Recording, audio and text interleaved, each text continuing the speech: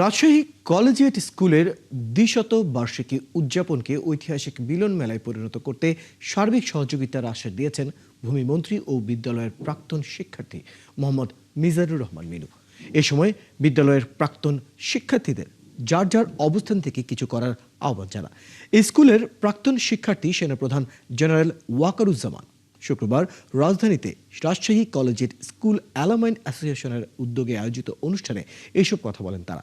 মিরপুরে PSC convention হলে আয়োজিত এক অনুষ্ঠানটি বিভিন্ন ব্যাচের প্রাক্তন শিক্ষার্থীদের মিলন মেলায় পরিণত হয়। সেখানে প্রাক্তন শিক্ষার্থীরা মিলিত হয়ে স্মৃতিচারণ করেন এবং সাংস্কৃতিক অনুষ্ঠানে অংশ নেন।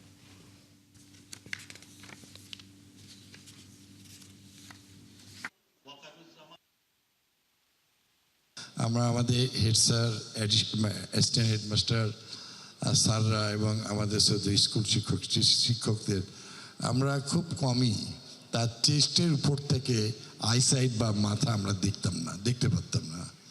সবসময় মাথা অবনত থাকতো। স্যাররা আমাদের সেই শিক্ষাই দিয়েছিলেন, নিজের আত্মবিশ্বাস তৈরি করা, সততার সঙ্গে মাতৃভূমির সর্বোচ্চ সম্মান, ভালোবাসা। কলেজিয়েট স্কুল আমাদের গর্বের সেই প্রতিষ্ঠান। আমরা আমাদের প্রাক্তন শিক্ষকদের কাছে অত্যন্ত কৃতজ্ঞ। তারা আমাদের হাতে ধরে মানুষ করেছে।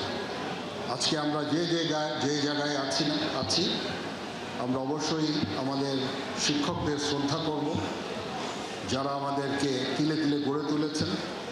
এবং সেই জন্য আজকে আমরা দেশে এবং বিদেশে বিভিন্ন জায়গায় আমরা প্রতিষ্ঠিত হয়েছি। আমরা তাদের প্রতি কৃতজ্ঞ।